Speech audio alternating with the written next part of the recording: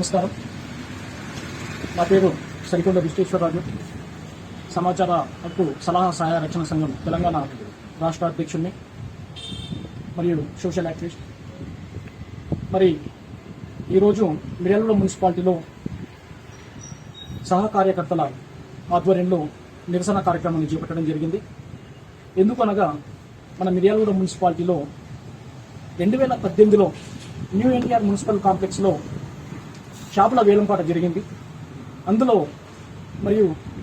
చాలామంది పాల్గొని మరియు ఆ షాపులను వేలంపాటలో దక్కించుకోవడం కూడా జరిగింది. ఒక్కొక్క వ్యక్తి 25,000 రూపాయల డీడీలు చెల్లించడం కూడా జరిగింది. మరి ఇప్పటికీ ఏళ్లు గడుస్తున్నా కూడా వేలంపాటలో దక్కించుకున్న వాళ్లకు ఈ షాపులను ఎంతవరకు కేటాయించలేదు. అదే విషయం పైన ఈ సమాచార హక్కు కార్యకర్తలందరూ కూడా నన్ను సంప్రదించడం జరిగింది. అన్న, మరి ఇన్ని సంవత్సరాలు అయినా కూడా మరి ఇంతవరకు మాకు వేలంపాటలో మేము దక్కించుకున్న షాపులను అవి మాకు ఇంతవరకు కేటాయించలేదనగా మరి నేను వాళ్లకు ఒక సలహా రూపంలో ఫస్ట్ ఆర్టీఐ వేయండి, అసలు వాళ్ళు ఏం సమాధానం ఇస్తారో అని చెప్పేసి అనగా పోయిన నెల వీళ్ళతోటి ఆర్టీఐ వేయించడం జరిగింది.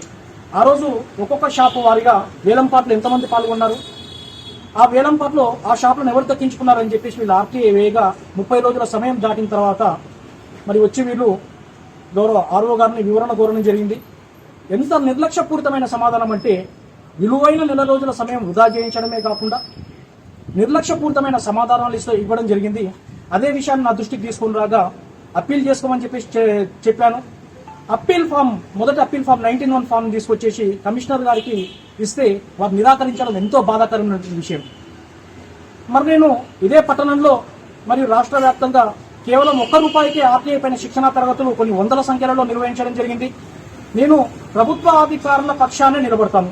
ఎందుకంటే వీళ్లకు పిఐఓలకు సముచితమైనటువంటి శిక్షణా తరగతులు నిర్వహించకుండా ఆ స్థానంలో కూర్చోబెట్టారు కాబట్టి వాళ్లకు దీనిపైన పూర్తి స్థాయిలో అవగాహన లేదు కాబట్టి అని చెప్పేసి నేను వాళ్ళ పక్షాన్ని నిలబడుతూ నేను వాళ్లకు ఆర్టీఐ పైన వచ్చే దరఖాస్తుల పైన అనేక సలహాలు సూచనలు కూడా ఇవ్వడం జరుగుతుంది.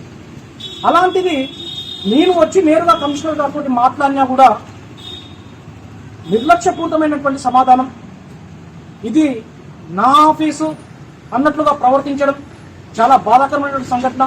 సార్కి వివరణ కూడా ఇవ్వడం జరిగింది. సార్, ఇది ఇవ్వాల్సినటువంటి సమాచారమే, మరి మీరు ఎందుకు అంటే ఈ సమాచారం ఇవ్వడం వల్ల మీరు కోర్టును ఆశ్రయిస్తారని చెప్పేసి చెప్పడం ఇంకా గమనార్హం. మీరు ఎంత బాధాకరమైన సంఘటన అంటే కోర్టును ఆశ్రయిస్తే మీకెందుకు, ఇంకా ఏదైనా శాఖను ఆశ్రయిస్తే మీకెందుకు? సమాచార హక్కు చట్టం ప్రకారం ఒక దరఖాస్తుదారుడు సమాచారం కోరితే ఖచ్చితంగా దాని లోతుపాట్లు ఆలోచించకుండా సమాచారం ఇవ్వాల్సినటువంటి బాధ్యత మీ పైన ఉన్నది.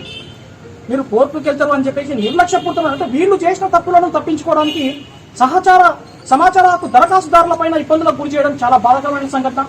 దానికి నిరసనగా ఈరోజు మున్సిపల్ కార్యాలయం పైన ఒకటే రోజు 100 ఆర్టీఐ దరఖాస్తులను ఈరోజు ఇవ్వడం జరుగుతుంది. నిరసనగా మరి ప్రభుత్వాధికారులకు ఫేవర్గా ఉన్నటువంటి మా పట్లనే ఇంత నిర్లక్ష్యంగా వహిస్తే మరి మేము రానున్న ముందు రోజులలో మరి మేము కూడా మీకు తగిన విధంగా మీకు మంచి సలహాలు సూచనలు ఖచ్చితంగా చేస్తామని చెప్పేసి తెలియజేసుకుంటున్నాం. ఇప్పుడు ఈ షాపులకు సంబంధించి ఒక 2 మాత్రం అడగడం జరిగింది. మరి ఈ రోజు అందులో ఆ వేలంపాట్లో పాల్గొన్నటువంటి అందరూ కూడా ఈ రోజు వచ్చి ఆర్టీఐ వేయడం జరిగింది. మరి ఇదే కమిషనర్ గా నేను సూటిగా ప్రశ్నిస్తున్నా, ఒక తెలుపు రేషన్ కార్డుదారునికి 50 పేజీలు ఉచితంగా ఇవ్వాలి. మరి మీరు నా పట్ల వ్యవహరించిన తీరుకి నిరసనగా నేను తెలుపు రేషన్ కార్డులతోటి ఆర్టీఐ దరఖాస్తులు ఒక 1000 మందితో చేపిస్తా. మరి అందరికీ మొదటి 50 పేజీలు ఉచితంగా మనం ఇవ్వగలుగుతావా? మరి మాకు లేనిపోయిన ఆలోచనలు మీరు ఎందుకు తెప్పిస్తున్నారని చెప్పేసి నేను ఆవేదన వ్యక్తం చేస్తున్నాను. ఇక్కడ ఉన్నటువంటి మిర్యాలగూడలో ప్రతి ప్రభుత్వ శాఖ అధికారులతో నేను ఎంతో స్నేహంగా మెలిగేవాడిని. మరి నా పట్లనే మీరు ఇంత నిర్లక్ష్యంగా వహించి సార్ ఇది మీరు ఇవ్వచ్చు అన్నా కూడా నీకేం తెలియదు, నీకేం తెలుస్తే అది చేసుకోపో అని చెప్పేసి అతనే సలహా ఇచ్చిండు అప్పీల్ చేసుకోమని చెప్పేసి మళ్ళీ అప్పీల్ చేయడానికి వస్తే దాన్ని నిరాకరించడం మరి ఎంతవరకు సమంజసం నేను ప్రశ్నిస్తున్నాను. నేను దయచేసి మున్సిపల్ కమిషనర్ గారు ఇకనైనా సరే సహ దరఖాస్తుదారులను మీరు ఇబ్బందులకు గురి చేయవాకండి. మీకు అర్థం కాకపోతే మాలాంటి శిక్షకుల వద్దకు మీరు ఆర్టీఐ ఫామ్ పంపించినా మేమే దానికి సరైన సమాధానం ఏ విధంగా ఇవ్వాలో మేమే మీకు సలహాలు సూచనలు ఇస్తాం. ఈ విధంగా ఎంతో మంది ప్రభుత్వాధికారులు తమకు అర్థం కాని ఆర్టీఐ దరఖాస్తులు మాకు పంపిస్తుంటారు. మేము వాళ్ళకి మళ్ళీ తిరిగి ఏ విధంగా ఇవ్వాలో కూడా మేము సలహాలు సూచనలు చేస్తూనే ఉంటాం. కానీ మరి మీరు ఎందుకు ఇలా వ్యవహరిస్తున్నారో మాకు ఇప్పటికి కూడా అర్థం కావట్లేదు.